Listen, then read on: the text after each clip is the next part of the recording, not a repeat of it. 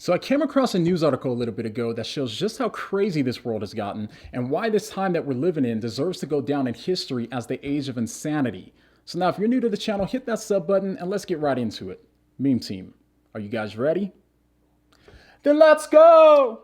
So the news story is about a 23-year-old man from California that was charged with first-degree murder. So what happened was apparently the guy got his girlfriend pregnant and didn't want her to have the baby. So what did he do? He showed up to her apartment to talk about it. Now, apparently he tried to convince her to abort the baby, but when that didn't work, he pulled out a gun on her. But he didn't kill her. So at this point, you might be wondering, why then was he charged with murder? Well, apparently, instead of trying to kill her, he held her at gunpoint and forced her to take pills that would make her have an abortion. And the reports say that about 1 a.m. after he left, a 911 call was made and the man got arrested, and he was charged with 6 felonies, including first-degree murder, burglary, inflicting corporal injury on a cohabitant, assault with a firearm, false imprisonment with violence, and threatening with intent to terrorize. So now the woman was treated at the hospital where she unfortunately had a miscarriage. So now the important thing that we want to know for this case here is that he was charged for murder, but not for killing her, but the baby inside of her stomach. A similar case took place in 2018 when a Wisconsin man tried to slip an abortion pill into his girlfriend's drink. It didn't work, and he was still arrested and was found guilty of attempted first-degree intentional homicide of an unborn child and was sentenced to 22 years in prison. In both cases, those were both some very sad and evil acts that took place. The loss of life and the attempted loss of life is something that most of us obviously don't want to see. So now, why do I consider these stories to be a reflection of just how far our society has drifted into the land of insanity? Well, when I read the story about the first guy, I thought how it's easy to understand why a pro-life justice system would charge the man with murder, because they obviously believe that the man was responsible for ending the life of an unborn baby, which makes sense as to why he would get charged with murder.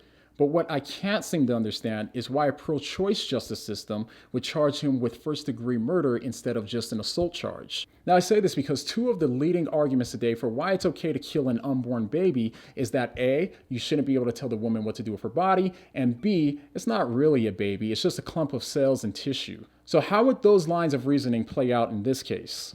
Well, if you believe that a woman has the right to do whatever she wants with her body, then I would grant that for argument's sake, as long as she isn't using her body to harm anyone else, or even really herself, because most of us would intervene if a woman was trying to terminate or harm herself in front of us. But when it comes to the question of abortion, even if we grant that, it's not her body that someone is trying to terminate. It's the baby's body inside of her body. That's the body that we're trying to prevent from being destroyed.